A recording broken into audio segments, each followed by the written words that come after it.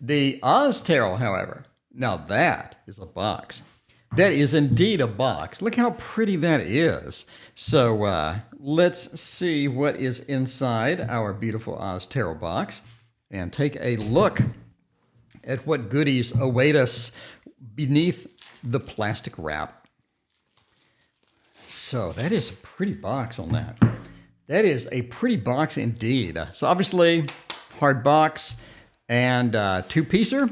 It comes off. Whoa, how pretty is that? How pretty is that? Very, very nice indeed. I like the presentation. He did have a fancier box that I chose not to go with. You get a little color booklet as well. So looks like 89 pages and includes pictures, and it's got color, very minimal text, a paragraph, a couple of sentences type thing. Doesn't look like any yeah, it does have a couple of spreads in it. We'll look at it in a minute. For now, let's check out the Titanic Tarot. Sorry, the Oz Tarot. The Oz Tarot. Give you a moment to look at the box. I like that. That is very, very interesting indeed. I like the yellow brick road, and then sort of the man behind the curtain, whatnot. Very pretty. Ooh, look at that. Nice, nice shiny edges. Very, very clean presentation. Let's look at card quality. Wow, that's thick. That is super, super thick. Here's the back, obviously. And that is remarkably thick. Like, how thick are we talking about? Let's look at the Dark Mansion. Yeah, you're on Dark Mansion Tarot thickness. I mean, Dark Mansion's a pretty thick deck of cards. So obviously now let's take a look at the cards. Zoom in a little bit here. Get as close as we can. Get nice and intimate. Nice and intimate. There you go. Watch the camera shake. So the Fool. Obviously a little bit of the Dorothy action with Toto. And the Magician. Ooh, sort of cool. Very sort of, very bright, well, not bright, but very sort of contrasty colors in this. The Empress, I like. The Emperor, very kind of cool. Ooh, look, it's got the Oz. It's got a little Oz logo on the Emperor. I like that. And got a little of the Venus action in here for the Emperor. It's kind of cool. The Hierophant. Okay, got another little Oz. Another little Oz nod there. And then the Lovers. Oh, is that the Tin Man? Yeah, it is indeed the Tin Man. The Tin Man turning into a man. And the Chariot. A little bit kind of a cool there. Thought is the Witch, I guess. The Witch. I thought it'd be on a broom, but there you go. I thought the Witch would be on a broom, but Strength. I don't know what's happening here. Is she feeding him something? I don't know. But the Lion is indeed a thing. Now we have the full-on Tin Man as the Hermit. And then a little bit of the Wheel of Fortune action. Okay, I mean, I kind of saw that one coming. I figured that would be maybe the Chariot or the Tower or something. Wheel of Fortune's kind of cool. It's got a little wheel in there. And then we have Justice. Ooh, we have the Witch sort of making the scales levitate. We don't need no hand to hold that up. And then the Scarecrow as the Hanged Man, indeed. So here we go with Death. Oh, how cute is that? That's really cute. I like that a lot. And Temperance, a little bit of a moonshine feel. A little bit of a moonshine feel there. Kind of cool. The Devil. That's interesting. And then we have the Tower. Ooh, the Tower. Very, very cool looking. I like it. It's got the little bat people. I forgot what they were called. It's been a minute since I've watched the Wizard of Oz. When I watch it, I play Dark Side of the Moon in the background, by the way. That syncs up. In case you didn't know, that actually does sync up. The Star, a bit wavery on that. And then the Moon with indeed the yellow brick road. You got a little Toto sort of standing up from the Fool. Looks like he's standing up here. What, did they just reuse the graphic? Like, what's happening here? Oh, no, they did. They put it in Photoshop and just reversed it. Is that what happened? A little bit? A little bit. I think that's what happened. They just photoshopped it, reversed it. All right. Anyway, the moon. And here we go with the yellow brick road for the sun. I like that. Oh, man. The judgment. Ooh, after all the tornadoes hit, let's get out of the cellar or the shelter. And then the world. Have a little bit of everything in there. Very cute indeed. And, of course, the Ace of Wands. The Two of Wands. A little bit of the Scarecrow action. Is the Scarecrow just a predominant theme within the Wands? I assume that's a yes. The Three of Wands. Okay. A little bit of the Fool Scarecrow as we go into the 3. And then the 4, holding up all of the leaves, all of the branches. And it looks like, a little bit of a quasi-Scarecrow fight going on there. And then the 6, okay. Maybe that's not a Scarecrow. Maybe that's a character. Again, it's been a hot minute since I've seen the movie. A peg-legged 7 of Wands. That's kind of an interesting theme. Like you're not able to fully catch yourself at an advantage. It seems like you start with a disadvantage on him. Then we have the 8. I kind of saw that coming. A little bit of the riding the broom, and the 9. I'm not sure what's going on there. And then the 10. I'm kind of burned out on the samey ground. Just the samey ground in every card. I'm kind of burned out on it. A little bit too samey for my taste. The 10 of Wands is super awkward. What's going on? He doesn't even have his arms wrapped around. Some of these wands are floating in the air. A little bit of a floating in the air there. And what's happening with the pants? I don't know. Then we have the samey ground again with the page. Oh, man. The samey sky and the samey ground is kind of getting to it's kind of working my nerves a little bit. Then they have the Knight of Wands. And so the Queen of Wands. Okay. So the King, again with the samey sky, samey ground. The Ace of Cups. I got to ask, how hard is it to paint a sky? I'm just saying. Ace of Cups. Let's take a look at it. It's sort of interesting. The Two of Cups.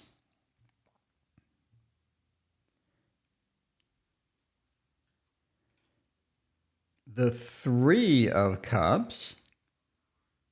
Sort of interesting. And then the 4.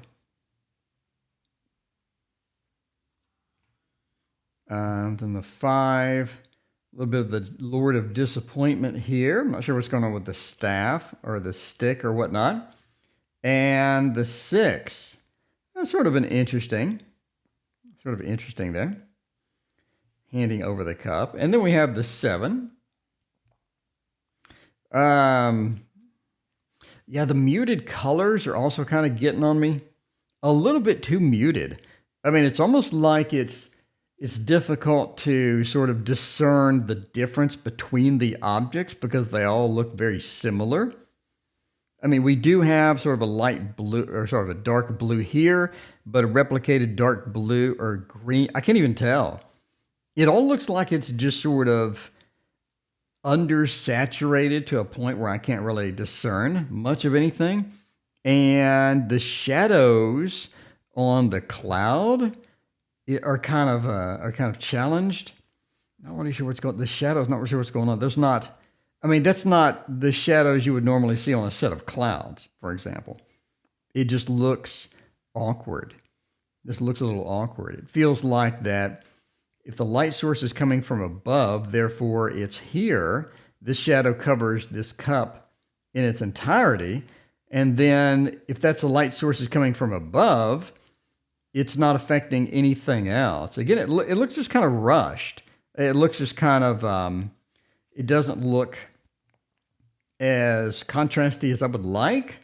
Again, if there's different objects, even the original Rider-Waite, you could very easily discern the difference between the objects due to the color, but that's so undersaturated that it's a bit difficult. Nine of Cups is kind of interesting here. And the Ten of Cups. Yeah, again, with this undersaturated rainbow, the rainbow has a hard line. Had this weird shadow on the cloud that gets into the rainbow. Are you seeing this? What's going on with that? Let me zoom in here. So you see the shadow on the cloud is leaking into the rainbow? What? I guess the rainbow transparency or whatnot. It just seems awkward. Again, samey sky, samey ground. Seems the same two colors are used for the ground, the entire thing. Again, with the awkward shadows here. Anyway. So, yeah, Page of Cups.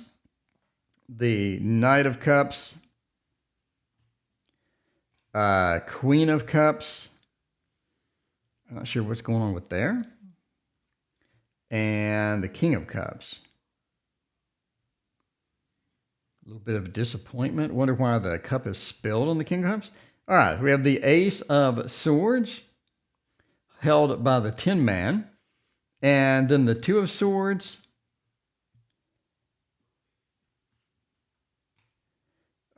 Three of Swords. And again, is that a cloud? Is that a big cloud in the background? I'm not really sure what's happening in the background here. It's interesting that the design is interesting, but I'm just not sure. The background kind of makes me wonder what's going on.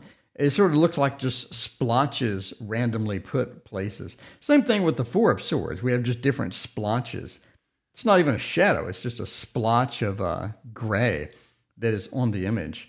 But anyway, the Four of Swords being sort of having a little bit of the background there with the Tin Man. And the Five of Swords, the Lord of Disappointment, it's the Lord of Defeat, disappointment. The Lord of Defeat, there we go. And the Six of Swords. So is that the same sky color? A little bit. It's almost like the same sky color was used for the water. The water is very low definition. It almost looks like cracked ground. I mean, that doesn't look like water. It looks like cracks in the ground. Seven of Swords. Sort of being carried out. And the Eight of Swords. Okay, I like this one. It's pretty interesting design there. And the Nine of Swords. I like this one too. This looks pretty cool. I like the theme of that. It looks very interesting indeed. And then the 10. I like this one. Definitely gets the mood of the Ten of Swords. And the Page. Ooh, I like this one. Sort of has an interesting casualness to it. And then the Knight and the Queen. The Queen, get a little stopping motion there with the Queen. And finally the King. I like the King. That's cute.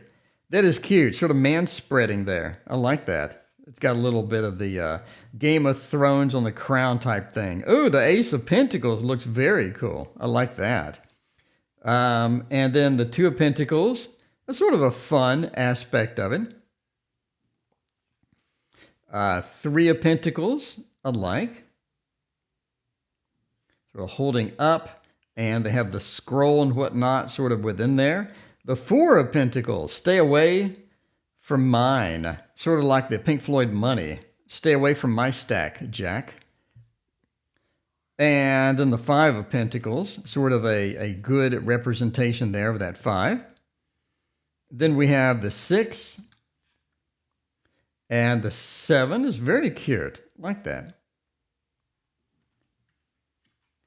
There's nothing, it's like the foliage is hovering in the air though. I get the foliage is hovering in the air. The 8 of Pentacles. And the 9 of Pentacles. It's sort of interesting how the wrist sort of holds that up. And again, it's like that there's no ground versus no sky. And then the 10 of Pentacles, that's good. I like that, the 10 of Pentacles. The Page of Pentacles has got the little Oz on there. The Knight of Pentacles looks kind of cute. And the Queen of Pentacles, a rat. Oh, that's sort of an interesting interpretation. And then the King of Pentacles. All right. I mean, overall, I think there's a lot of issues with this deck. I just have a very large amount of issues with this deck. I think one of the biggest issues I have is the sameness of the sky and the ground. So it just seems like I'm just going to use the same color for the ground in every single card. I'm going to use the same color for the sky in every single card. I have no cloud definitions. I have nothing. I just sort of paste it in the ground. Second problem I have is some things are just floating in midair. Like the Seven of Pentacles, foliage, and other cards. We just have objects floating in midair. I mean, there's no definition. It's almost like that we needed to get this deck out as soon as possible. So let's draw some leaves with the pentacles. Let's draw the scarecrow, and and screw the ground, the sky, or anything else. Let's just sort of paste it on there. My last issue is just the lack of again, with the samey every type thing. My last issue is these odd shadows that aren't really shadows. They're just sort of smudges, like here. We have just sort of smudges in the sky with no real definition. And then we have these awkward cloud formations where we have clouds, and within the clouds, there's no real definition, or there's just blotches. Like the shadows, like random blotches just here and there. Like right here, we just have random blotches of stuff. And I don't know if that's supposed to be a shadow or not, but it's just, I mean, you just look at it and it's just so samey. It's just really, just go through the cards. It's so samey.